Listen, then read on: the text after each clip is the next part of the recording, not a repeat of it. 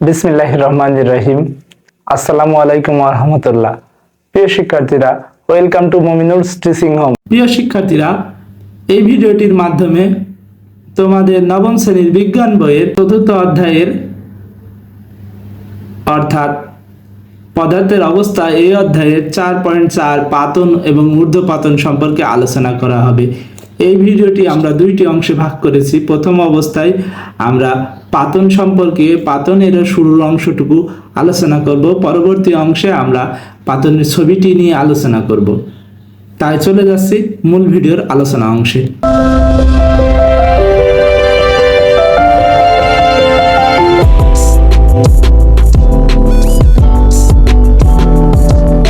Point 1, পাতন। তোমরা জানো যে সকল পদার্থকে তাপ প্রয়োগ করে বাষ্পে পরিণত করার প্রক্রিয়াকে বাষ্পীভবন বলে। কারণ কোনো পদার্থকে যখন আমরা তাপ প্রয়োগ করে বাষ্পে পরিণত করি সেটাকে বলে বাষ্পীভবন। তোমরা সবাই নিশ্চয়ই কেটলিতে পানি গরম করার সময় পানিকে বাষ্পীভূত হয়ে উড়ে যেতে দেখেছো। এটা ওই যে চায়ের দোকানে যে কেটলি থাকে সেই কেটলির কথা বলা হয়েছে। অর্থাৎ যখন পানি তাপ দিয়ে বাষ্পে পরিণত করে গরম করে, ওটা তো পানি বাষ্প করে না, গরম করে মূলত চা তৈরি করার জন্য, সেই সময় কিছু পানি বাষ্প আকারে উড়ে যায়।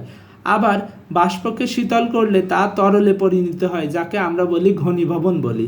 শীতল এখন এই ঘনীভবনের একটা উদাহরণ দেওয়া উচিত ছিল। ঘনীভবনের একটা উদাহরণ প্রতিনিয়ত ঘটে। যখন আমরা দেখি যে বৃষ্টির জন্য আকাশে মেঘ তৈরি হয়, এই মেঘ কিন্তু বাষ্প ঘনীভবনের মাধ্যমে হয়ে থাকে। শীতল করে রাখা কোমল পানীয়র বোতলের গায়ে আমরা ছোট ছোট জলকণা দেখি। এখানে জলীয় বাষ্প তার তাপশক্তি নির্গত করে ঠান্ডা হয়ে পানি কণায় পরিণত হয়।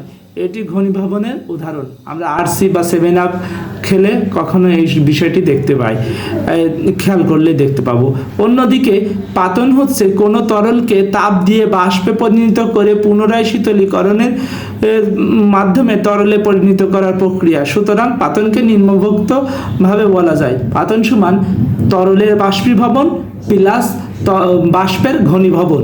এটা বলা হয় পাতনিকল বাষ্পীভবন প্লাস ঘনীভবন। উল্লেখ্য যে পাতন প্রক্রিয়ায় কোনো রাসায়নিক বিক্রিয়া হয় না, অর্থাৎ এখানে কোনো রাসায়নিক বিক্রিয়া হয় না। এটি বিশুদ্ধ করা হয় মূলত কোনো যৌগ বা মৌলকে তরল থেকে বাষ্পীভবন করে এবং বাষ্পকে আবার ঘনীভবন করে।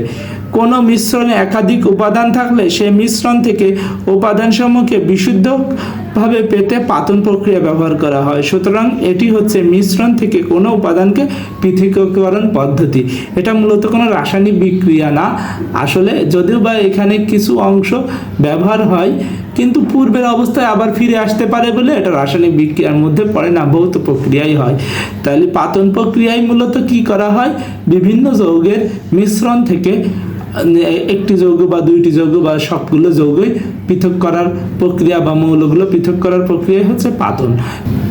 যে প্রক্রিয়ায় তরলের বাষ্পীভবন করা হয় এবং পরবর্তীতে ওই তরলকে এর বাষ্পীভবনের বাষ্পকে আবার ঘনীভবন করা হয়, এইভাবে বিভিন্ন মৌলকে পৃথক করা হয়, সেটা হচ্ছে পাতন প্রক্রিয়া।